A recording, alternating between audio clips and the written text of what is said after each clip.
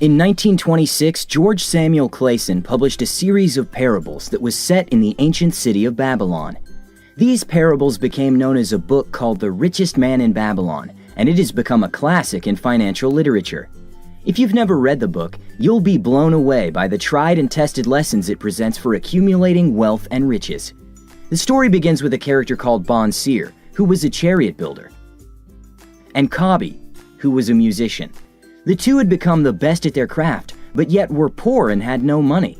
So they went out to seek the advice and wisdom of their childhood friend Arcad, who in stark contrast had grown very rich and amassed large fortunes. Arcad was the richest man in Babylon, and despite spending liberally and giving generously to charity, he seemed to have an endless amount of gold, and his wealth kept growing. So Arcad told his two friends a story. He said he was once a poor man too, a poor scribe actually, who made a deal with a rich man to find out the secret to wealth accumulation in exchange for his work on a clay inscription. The rich man agreed and gave him a very valuable lesson. He said, "I found the road to wealth when I decided that a part of all I earned was mine to keep, and so will you." This is a very powerful lesson, and it's the premise upon which every rich person has built their wealth. Arcad, the richest man in Babylon, didn't make his fortune by spending more money than he could afford. He became rich by setting aside 1/10 or 10% of his earnings and invested it in ways that were sure to produce more income. This is the first law of gold, to put 10% of your income aside for investing. The book says, "Gold comes gladly and in increasing quantity to any man who will put aside not less than 1/10 of his earnings to create an estate for his future and that of his family." This law ties into the principle of paying yourself first. Rich people understand this very well. Paying yourself first is a proactive approach to financial freedom. A lot of people constantly complain about how little money they have. They'll always say, "No matter what I do, I always have nothing left at the end of the month." Or they'll say something along the lines of, "My job isn't paying me enough." Although these points are valid, if one actually assesses where their money is going, they'll realize that most of the so-called priorities, such as weekly dinners out or going out every week, are actually not necessary expenditures after all, and are in actual fact a huge toll on your income statement. So what you should do instead is put 10% aside every month, the moment you receive your paycheck. Before you pay the bills, rent, utilities, your mortgage, Netflix, make sure you've set aside 10%. The sooner you get started, the better off you may be, and the larger your savings and investment funds will get.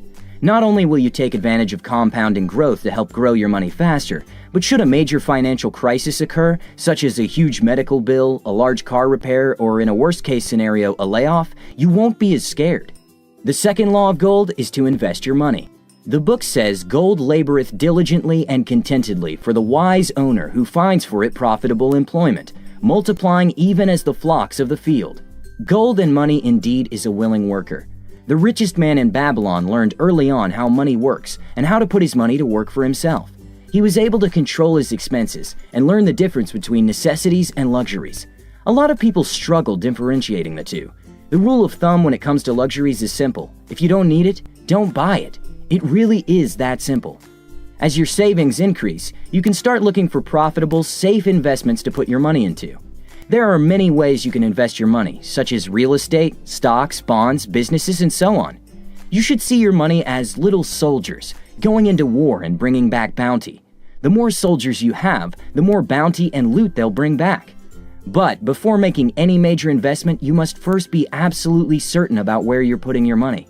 Make sound investments and your money will come back in abundance. Which brings me to the third law of gold.